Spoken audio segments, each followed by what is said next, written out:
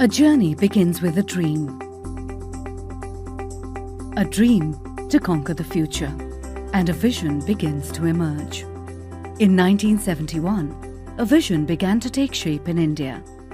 A vision called Sulphur Mills Limited. After almost 5 decades, Sulphur Mills today is the largest manufacturer of the new delivery systems-based crop protection and nutrition products in the world. Right from the beginning, we were sure we wanted to be different.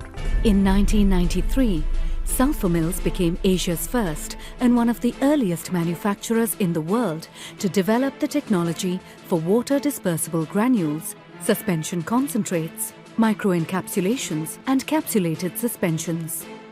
Sulphur Mills Limited has invested heavily in setting up state-of-the-art, high-capacity manufacturing facilities for WDG and various types of capsulated suspensions using multiple actives that enable it to be the world's leading producer of sulfur-based and other various products for application in agriculture. Sulphur Mills is planning to increase their manufacturing capacity to beyond 100,000 metric tons a year for WDGs alone.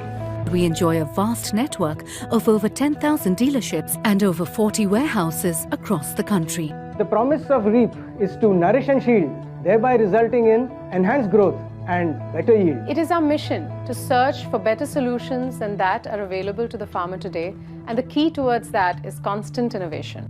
Dave Research Center is a state-of-the-art R&D facility set up by SML. It is the only privately owned research facility set up to develop different formulations right from development to scale up to pilot to commercial for SML as well as other companies. Internationally, our effort is spearheaded through our distributors and premier research institutes. We are continuously working towards acquiring the required skill sets and forge global partnerships to expand our international footprint.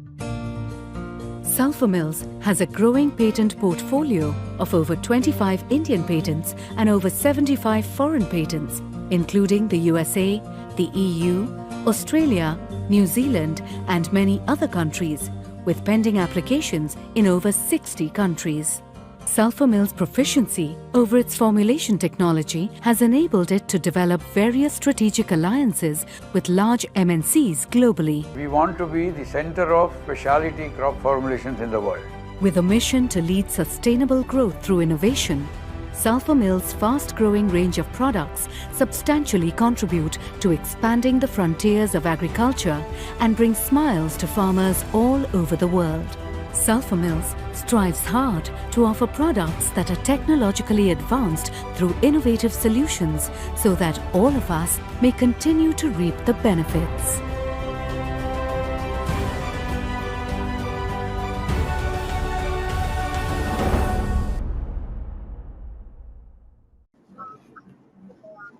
Welcome everyone to the session 2.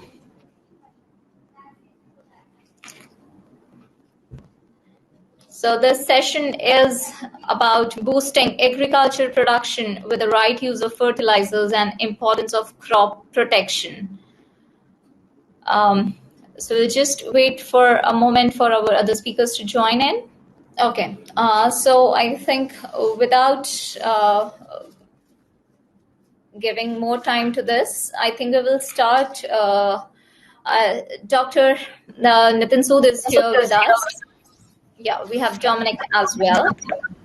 So welcome speakers to the panel to the second. I'd like to invite Dr. Nitin Sood. He is the General Manager for International Business at Sulphur Mills Limited.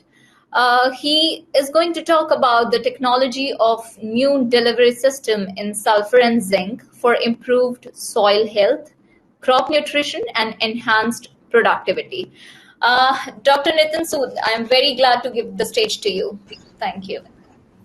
Thank you, Afshin. Thanks a lot. So let me share the screen. Yes.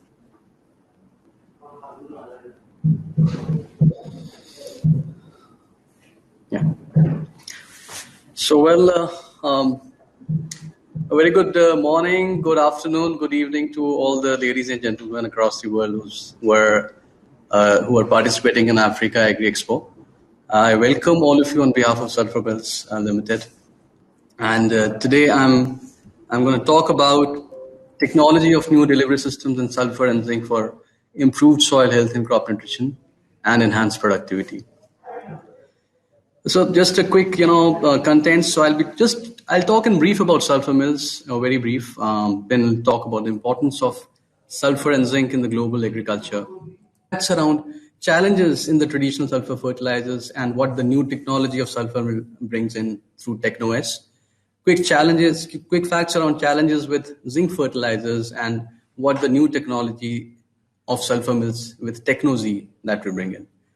So just to talk of sulfur mills, we've been in the industry for the last 5 decades. We are present across the product categories, right from insecticides, herbicides, fungicides, and now we're expanding rapidly in the crop nutrition space. We've got a very strong patent base, more than 370 patents across the world. Historically, sulfur mill is known for introducing some of the most complex formulations in the market, and I think that's where sulfur mill is known for being the pioneers in Asia in the formulation platform technologies. We've got 6 formulation plants and 1 technical synthesis plant and largest WDG capacities in the world. So that's where we stand in terms of our infra and future plans. To give you a quick snapshot there, we are working on more and more innovative product introductions, with the new off-patent mixtures, advanced formulations in crop protection, and also in the crop nutrition space. But the new vertical that we are parallelly working on is the biological space that we intend to enter.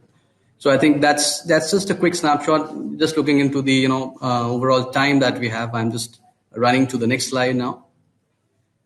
So as you know, today and tomorrow, I think everyone is going to talk about the global food security challenges that everyone is facing.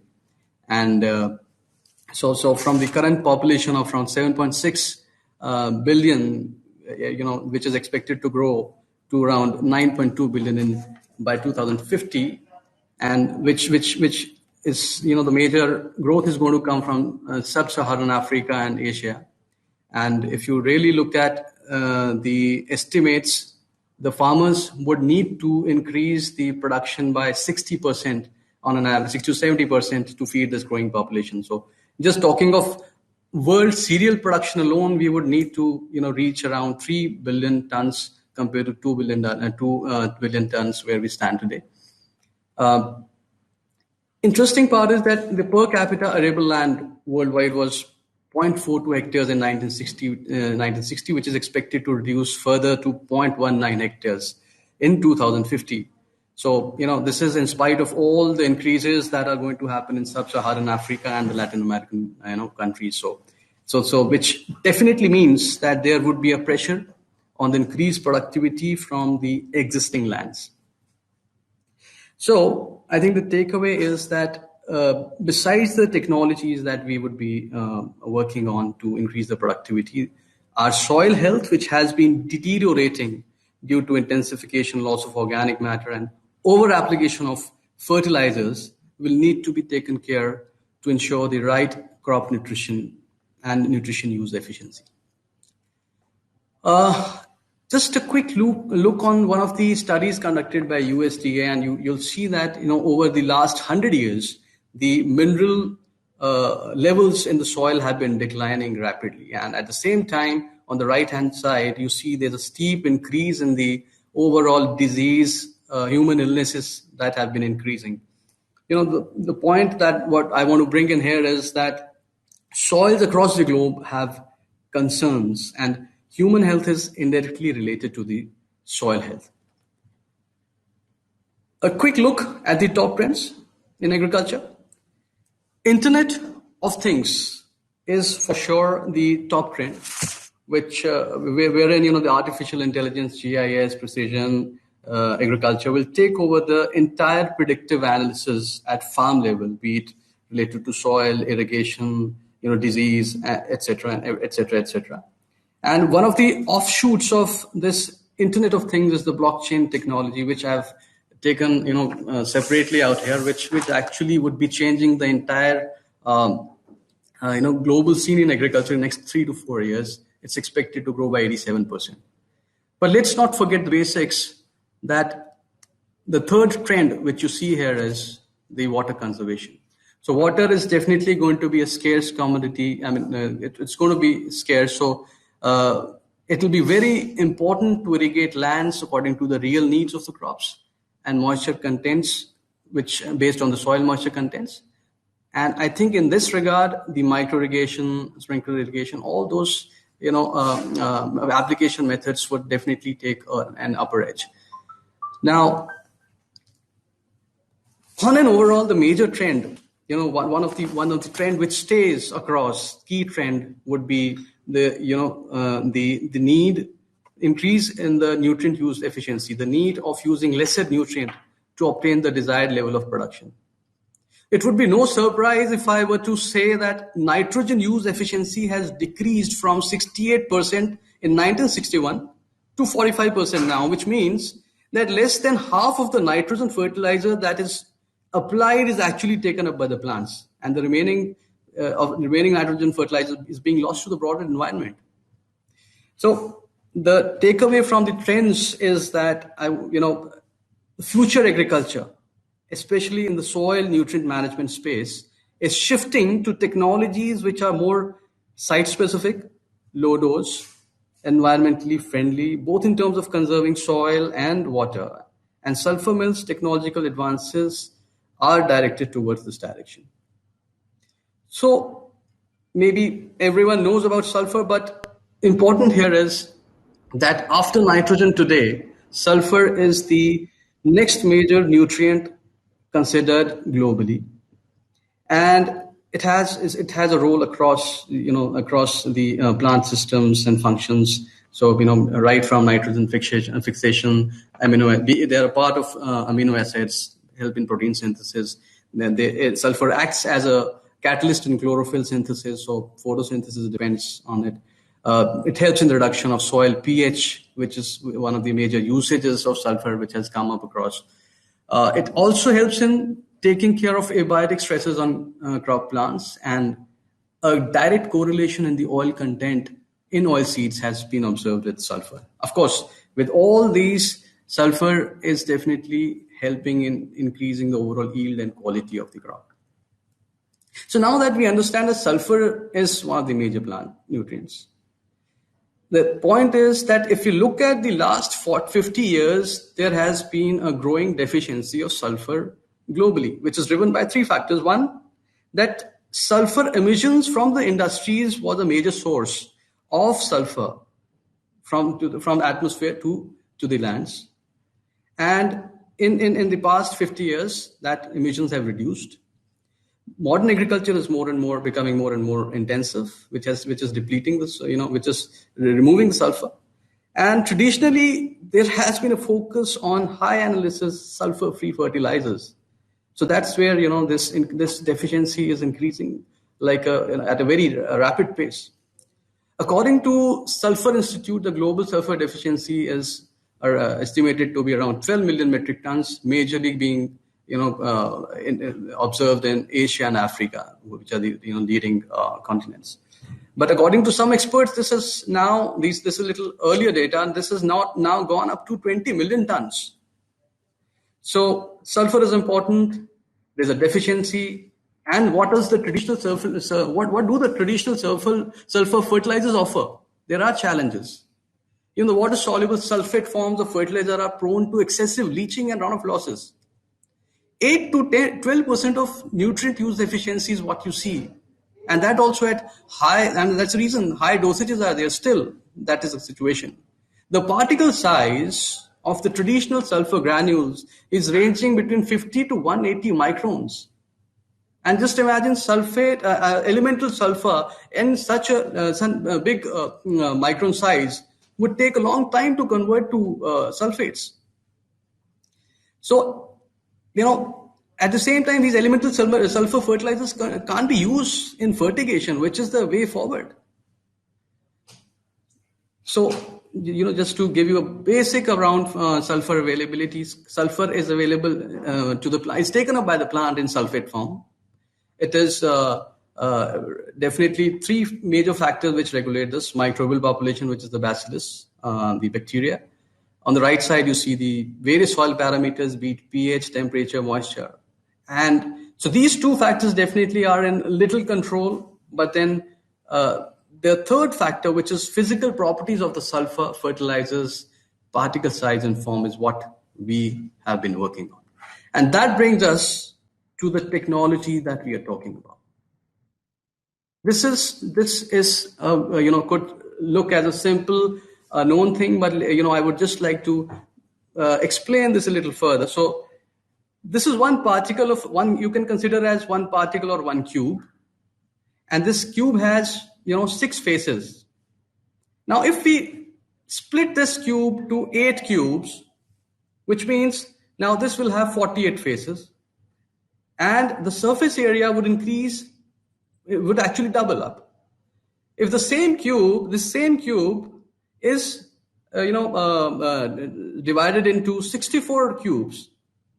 So basically overall volume stays constant for each of these cubes, but the number of faces increase from 6 faces to 384 faces, and the surface area increases from 6. I mean, it's 4 times. So that's what is the microgranule delivery system, the new technology that Sulphur Mill has brought in since last 2 years. We've been, we have been working in for a long time, and we have been launching these technologies across the world since the last 2 years. The advantage that you get by using these kind of by this microgranules is that you get a large surface area. The sulfur, elemental sulfur, gets a large surface area where the bacillus can act, and there's a good quick oxidation which helps in the sulfate availability to the crops. So TechnoS, or the Fertis, with its micron-sized sulfur particles, gets converted to sulfate at a faster rate and is very effective at a lower dosage. That's important to note. TechnoS starts working very early. Within 48 hours of application, you can see this working. And that's because of this micron technology that Sulphur Mills talks about. Just quick comparison about what current elemental sulfurs, how they are, and what Sulphur Mill, TechnoS or Fertis, the Sulphur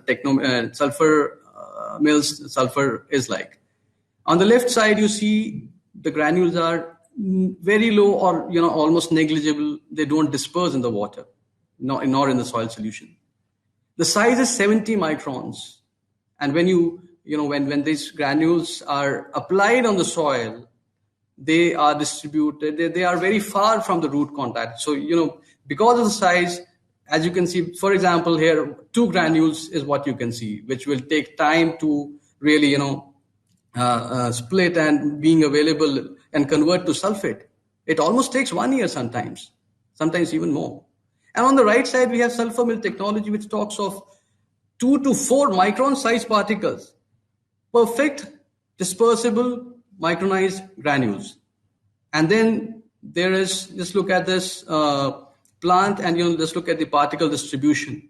These microgranules get so well distributed that they are available for oxidation, they are available for quick sulfate conversion and root interception, and for the overall uptake of the plant. And that's the reason you have a higher nutrition use efficiency. Interesting part is that you can apply this TechnoS as the normal broadcast. I mean, you have been applying it through broadcast, mixing with soil, mixing with urea, whatever.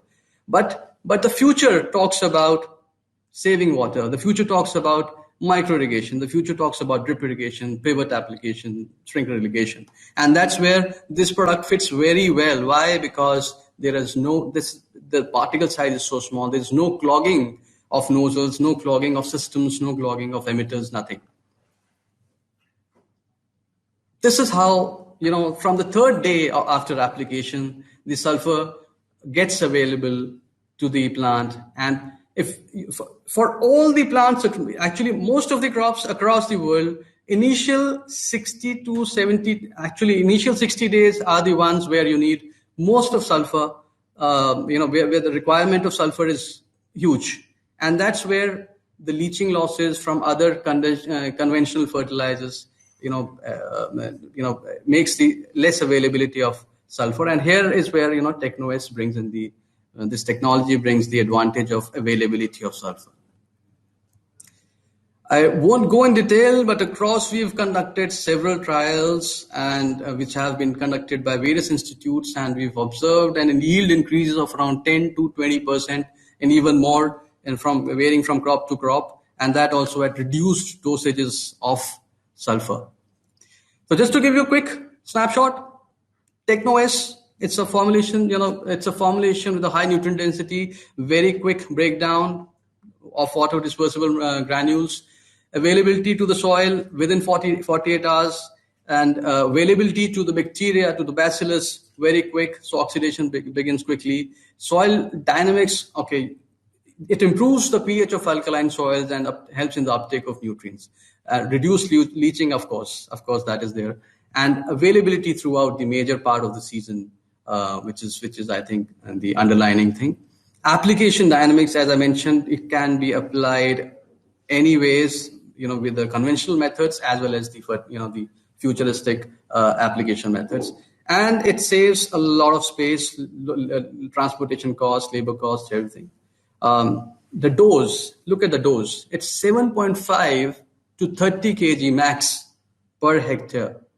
That depends, of course, from soil to soil, but that's the range. And look at, the conventional bentonites. They range from 30 to 100 kg. So I think that's what about sulfur was. And now I'll just quickly run through zinc. I know there are time constraints, but just quickly running through zinc. Of course, one of the major micronutrient which is having deficiencies across. It's got a major role across and the various functions of the plants, right from reproduction to protein synthesis, photosynthesis. It is estimated that a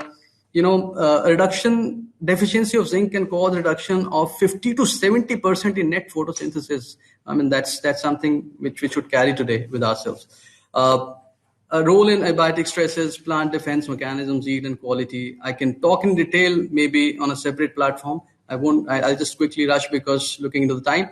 Important is that zinc deficiency is the most common deficiency globally, affecting more than 50% of the soils.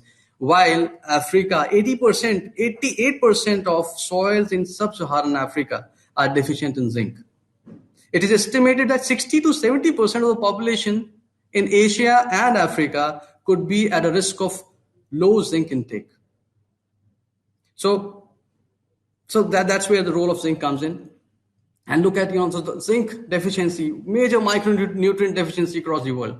And look at what the zinc traditional fertilizers are offering. There are challenges in those applications, low nutrient use efficiency, limited addressal of the zinc requirements of the crops, because there's a massive leaching which is happening for zinc sulfates. You need multiple applications. The fertilizers are not compatible with other fertilizers. They cannot mix with DAP and all. They are hygrosopic in nature. And most important, foliar applications of zinc alone are insufficient to fully take care of zinc needs to the plant. For foliar applications can correct your yellowing, but to get an impact on the yields, you need to apply it on soil.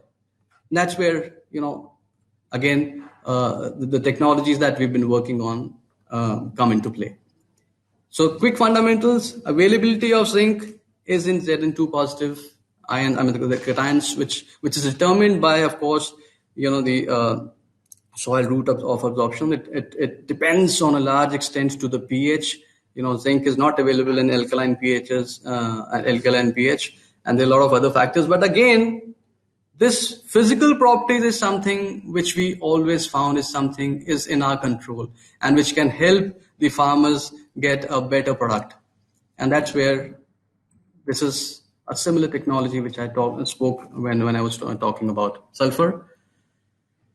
And here I would just like to add that this product is talking of optimum release technology. That's so important. Look at the sulfur demand. Look at the zinc demand through the crop. It's growing as the crop grows. up to even more than flowering it goes. It's beyond that, right? Actually up to maturity. And the traditional fertilizers, the supply, the graph that's going down, the right side, you can see that. And when we talk of optimum release technology, which Sulphur Mill offers through TechnoS, you see the supply of zinc throughout the season. The zinc is available throughout the season to take care of all the zinc requirements of the crop. So that's, across the crops, the various results that we've seen. Again, yield increases have been much, much beyond, it's even gone up to 35% on records increase. So, we were still working. And an important point here is the biofortification of zinc. We observed that there is definitely an element of biofortification. There's an increased uptake of zinc within the plant when you apply Techno-Z, which is almost on an average, it is around 7% over the zinc sulfate, but over, of course, untreated, it's around 30% more. So that's where we talk of Techno-Z, again, the world's first low-dose zinc-based fertilizer. Techno-S or Fertis was the world's first low-dose sulfur fertilizer. Techno-Z is world's first low-dose zinc-based fertilizer, helping farmers across in the cost-benefit ratio, in terms of it's OMRI listed. Both the products are OMRI listed for your information. So, I've already spoken about the soil dynamics and application dynamics, the flexibility of use and reduction in the overall losses, increased efficiency, nutrient use efficiency is what we talk of. So I'll just like to end my presentation with this essence of technology that we were talking about, that where I began this presentation. We are talking of fertilizers with high nutrient use efficiencies, less chemical application in the field and getting, more yields, high active loading so that there is less and less wasteful inerts in the, in the formulations, lower dosages so that the overall impact on the environment is reduced, effectiveness for longer duration, and that's where our optimum release technology comes into play. And of course, ease of use in micro irrigation due to the characteristic as it, both the products easily disperse in water and do not cause any clogging issues or anything. So just to give you, we've tested the products across the globe. These are our teams who've conducted trials across. You see Brazil, Turkey, Kazakhstan, Saudi Arabia, Colombia, coffee.